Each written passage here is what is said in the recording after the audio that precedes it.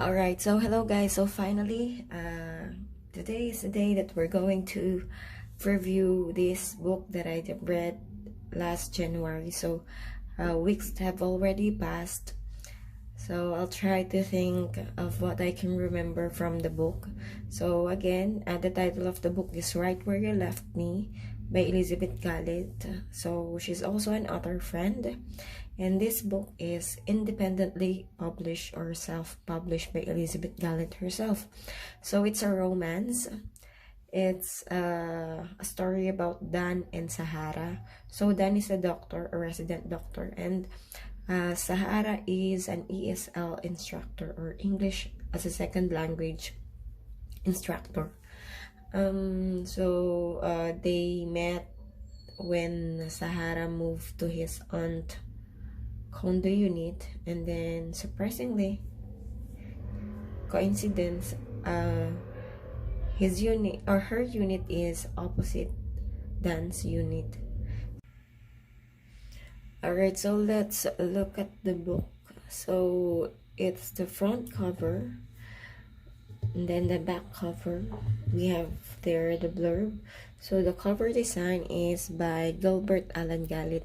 He's a brother of Elizabeth Galit. So the spine of the book there, Right Where You Left Me, Elizabeth Galit.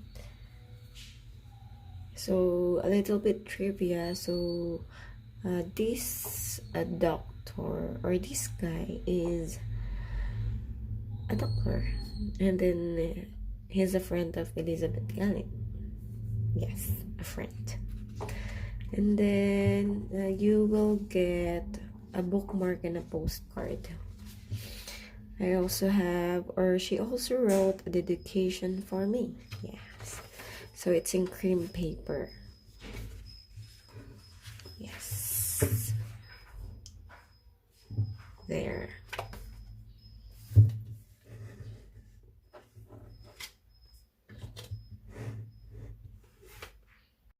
So we're going to read a random page from this book.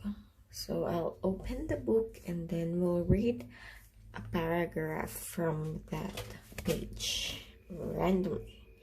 Alright, so let's read this part. When Dan told me about what went on with his job, I did my best to make sure I understood everything. So I asked questions. Why was there nothing that could be done to save the patient? Under what circumstances would an old man need an intubation?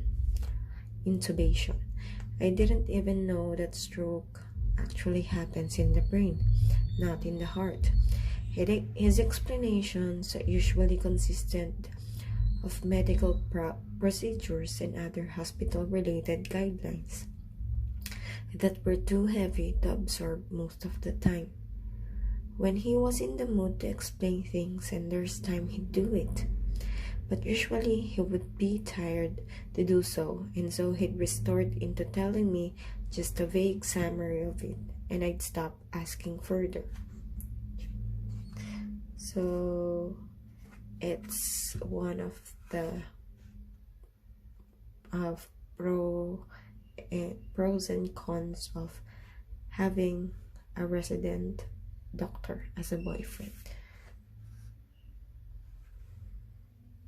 So that's it. Dan and Sahara.